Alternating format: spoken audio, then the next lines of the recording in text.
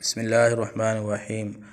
سامعین کرام، ایک طرف تو نبی کریم صلی اللہ علیہ وسلم کی حدیث مبارکہ ہے کہ آپ نے فرمایا الغناء ينبت النفاق فی القلب کما ينبت الماء الزرع، کہ گانا دل میں منافقت کو اس طرح پیدا کرتا ہے جس طرح پانی کھیتی کو اگاتا ہے۔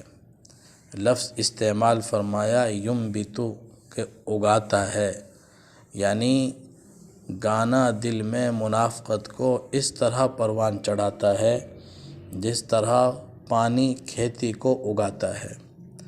ایک طرف تو حضور صلی اللہ علیہ وسلم یہ فرمائیں اور یہ فرمائیں کہ مجھے گانے بجانے کے آلات کو توڑنے والا بنا کر بھیجا گیا ہے، کہ میری بعثت اس لیے ہوئی کہ میں ان بیہودہ اور خرافات کو توڑ دوں۔ دوسری طرف اتنا بڑا المیہ اور لمحہ فکریہ ہے کہ آج ہیڈ لائنز کے اندر ایک خبر شائع کی جا رہی ہے، بتایا جا رہا ہے کہ پاکستان کا پہلا آدمی جس کے 50 لاکھ سبسکرائبر ہیں یوٹیوب چینل پر، وہ ایک گانے والا ہے، راحت فتح علی خان۔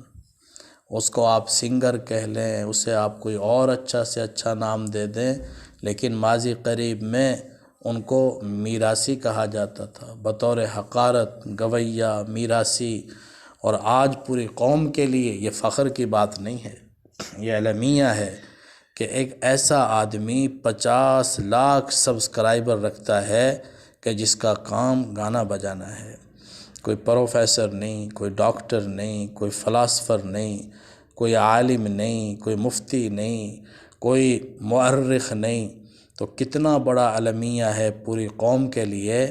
مطلب یہ ہے کہ قوم کس چیز کو سن رہی ہے، کس چیز کے ساتھ دلچسپی رکھ رہی ہے۔ ظاہر بات ہے کہ اتنی بڑی سطح پر اگر سبسکرائبر ہیں تو اتنے سارے لوگ اس کے سننے والے ہیں، اور سبسکرائبر تو تھوڑے ہوتے ہیں، سننے والے اس سے بھی زیادہ ہوتے ہیں۔ کتنے لوگ ایسے ہیں کہ جو کسی چینل کو سبسکرائب نہیں کرتے لیکن اس کو سنتے رہتے ہیں۔ تو کتنی بڑی افسوس کی بات ہے کہ ساری قوم گانے بجانے کے پیچھے لگ گئی۔ قرآن کی تلاوت نہیں ہے، ہمارے پاس وقت نہیں ہے قرآن کو سننے کے لیے، قرآن کو پڑھنے کے لیے۔ ہمارے پاس وقت ہے اخبار پڑھنے کے لیے، ہمارے پاس وقت ہے سوشل میڈیا پر دینے کے لیے، ہمارے پاس وقت ہے گانا سننے کے لیے۔ تو کل قیامت کے دن ان اوقات کا ہم سے حساب لیا جائے گا، پوچھا جائے گا کہ جوانی دی تھی، مال دیا تھا، وقت دیا تھا اور پیسہ دیا تھا، ان کو کن کاموں کے اندر لگایا۔ تو ہم دیکھ لیں کہ ہمارا رجحان کس طرف ہے، ہمارا قبلہ کون سا ہے، ہم جانا کہاں چاہتے ہیں، جا کدھر کو رہے ہیں۔ جو آدمی مشرق کی طرف رخ کرے گا وہ کبھی مغرب میں نہیں پہنچ سکتا، اور جو مغرب کی طرف رخ کرے گا وہ کبھی مشرق نہیں پہنچ سکتا۔ تو جس انسان کا قبلہ درست نہیں ہے وہ درست منزل پر کیسے پہنچے گا؟ تو ہمارے لیے یہ بات فخر کی نہیں ہے۔ پورا پاکستان آج اس پر فخر نہ کرے، افسوس کرے کہ 50 لاکھ سبسکرائبر ہوئے تو کس کے ہوئے؟ ایک گانے بجانے والے کے۔ تو معلوم یہ ہوا کہ ساری قوم گویہ بن گئی ہے، ساری قوم میراثی بن گئی ہے، اور ساری قوم جو ہے اس کا رجحان گانے بجانے کی طرف ہو گیا ہے۔